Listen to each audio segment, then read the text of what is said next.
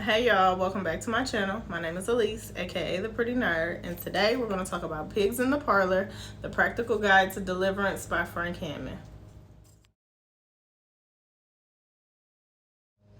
Okay, so just starting out, I got this book as a gift. I believe he said he got it from Amazon. It is 177 pages, not including the pages in the back of the book that detail other books and other type of written work that you can look at, read, think about, whatever. So let's get on into it. Upon first receiving this book and reading the title of this book, I was kind of like, what he trying to say? Okay, because this ain't that. But it led me to think like the practical guide to deliverance of what? Of who? For what? You know what I mean? After I read the first page, though, it was pretty clear that it is about the deliverance of people from evil or satanic spirits. No matter your religion, I think that we all can agree that negative spirits and good spirits are a part of the world we live in, right? We don't look at somebody and be like, oh, that energy is bad, or oh, she got the best energy in the world, or that boy is possessed by the devil, or he demonic, or whatever. We don't all looked at somebody and said that, right? So this book kind of touches on those things, but in a more, in certain cases, more severe way, in other cases, a less severe way. And it is just a guide to recognizing those spirits when you see them in yourself, when you see them in others, how to activate your faith in expelling these spirits and removing them from your life and the lives of other people, if you are so called to do so, because everybody can't. I'm a believer of that. So it's definitely an interesting book, and we're gonna get into a couple of the topics here in a second and go into why I think it's interesting. Okay, so according to the book, there are two ways to determine whether or not a person is inflicted with spirits, and the first one being discernment, or a gift from God, being able to determine that a person is afflicted in such a way, or the second one being detection, and detection is normally happening because of an outward expression from the other person. The book then goes into talk about the most common symptoms of a person who is suffering from evil or evil spirits, or demons as they call them here in the book. The first one being emotional problems, the second mental problems, third speech problems, fourth sex problems, five addictions, six physical infirmities, and seven religious error. These are outward expressions of how a person can see that another person is afflicted by demons. I found this to be interesting because as you read what the definition of each of those labels are, we can find a piece of ourselves in almost all of them. You know what I mean? Like, for example, a speech problem, outbursts or uncontrolled use of the tongue. These include lying, cursing, blasphemy, criticism, mockery, railing, and gossip. Who all ain't gossiped and had a good kiki? You know what I mean? A good kiki about somebody else. Or had an emotional problem, with resentment, hatred, anger, fear, rejection. So a lot of these things feel like really human emotions and normal activities and things of that nature. But according to this book, these are traits of someone who is or could be possessed by a demon. So I found that to be interesting because it's like, are you, we are just what we perceive to be humans, having human experiences, but maybe we all got a little bit, as my cousin would like to say, too much of this and not enough of that. And this book is showing that we might got a demon here or there or whatever that we need to figure out. So I found that part to be really interesting. What happens next after that part is it tells you that once you recognize these demons, you have the power within you to expel said demons, only though if you have the faith to do so. Do not attempt if you do not believe that God or whoever you consider your higher power to be can remove said spirits from you. But after you remove the spirits, what is equally as important is what they call filling the house. So after you remove these spirits from your spirit, it is your duty to then fill the house. This by far is my favorite part of the book, okay? And we're about to get into it.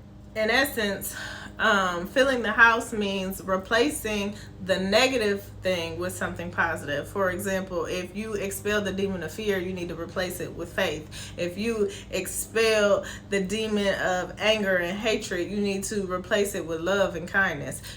So you replace the negative thing with something positive that is a resemblance of God and his love for you and his people, because you need to be a walking beacon of his love and his light and his energy, because that's what you called to do, to love people like Christ loved you.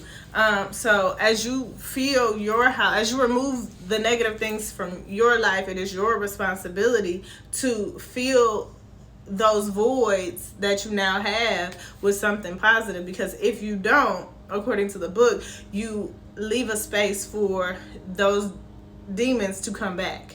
And oftentimes, according to the book, if you don't do the work to fill the house, and those demons do come back, they come back and they come back with more demons, and you are worse than you were before. So it is an active work on your part to replace what was lost with something better, with something positive, with something necessary, to make you more of who you are in God's image and less of who you were when you were indwelled with those demons. Also, and I think it's important to know that this is a constant work. This isn't a one-time thing. You don't expel the demons from your life and fill your house and then you're done. You have to constantly be filling your house. You have to constantly be pouring into your house with the right things, with the positive things, because if you don't, we all know for 1 second, a negative thing can happen. You know, if you're not conscious of your thoughts, you can let a negative thought ruin your day, right? So then you have filled your house with something negative where you should have been filling it with something positive. Not saying don't take into account what that thought was, but expel it quickly. Be accountable for your thoughts, be accountable for your actions, and fill your house as needed, when needed, on a constant basis. It has to be a constant work. It cannot just be one size fit all, a one-time thing. I did it on a Tuesday, so I should be okay 15 years from now, that Thursday. It has to be a everyday work. You always have to work at keeping your house filled and keeping your house full with all the things that are necessary to make you the best spiritual person that you can be. After that, the book kind of just goes on to talk about like deliverance of all types, in different factors for different people. So like group deliverance, which is deliverance of a multitude of people at one time, and how that is executed so that multiple people are free from whatever is afflicting them. It also talks about self-deliverance and how you can personally expel demons from your own person and your own spirit. It talks about how to deliver children and the practical ways to execute deliverance for all of these different groups of people so that everyone is free, essentially. That is pretty much what the book is about. It goes into deeper concepts and inside each of those chapters, which I implore you all to read. Even if you're not a Christian, I think that everybody can get something from this book, even though the book was made for Christians, because I believe that everybody believes that there are good spirits and there are bad spirits, and that bad spirits have the power to possess us and make us more of who they are and less of who we are, and good spirits have the ability to overtake us and make us more of who we are designed to be. So I believe that no matter who you are, you can get something from this book. No matter what you believe, you can get something from this book. I implore you all to read it, even if you take one thing from it. I am going to share a few of my favorite quotes from the book. So just bear with me. Okay, I had to tell y'all to bear with me because I realized after I told y'all I was about to share my favorite quotes from the book that I have them on my phone and not in the book. So I had to go get my iPad so that I could relay those to you. My first favorite quote is, "The first object in warfare is to free oneself." And I think that's self-explanatory. How can you free somebody else if you're not free yourself? You know what I mean? If your spirit is afflicted, how can you free another afflicted spirit? Because you might have the same demon that person has. You know what I mean? So you can't call out a demon in somebody else and it's residing in you because, yeah, y'all both gonna be going through it. My second favorite quote is, "Warfare is not just prayer, it is in addition to prayer," which means that it is more than just one thing. It's a multitude of things. And so I found that quote to be inspirational, powerful, however you would like to categorize it. The third and probably my most favorite quote is, "Pay special attention to the helmet of salvation for the guarding of your thought life." Because as we know, thoughts can either send us somewhere we need to be or somewhere we don't need to be and make us more of who we are, less of who we are. You know, one bad thought can ruin your day. You know what I mean? One good thought can change your day. So your thought space is so important. And if you keep that in a positive, happy, healthy space, it'll start to lead you to a positive, happy, healthy life. The fourth quote was, "The word is a mirror to the soul." And in this reference, it meant the word of God is the mirror to the soul, which is self-explanatory. I read this book. I would give this book a 7.5 out of 10. As I said before, I implore you all to read it.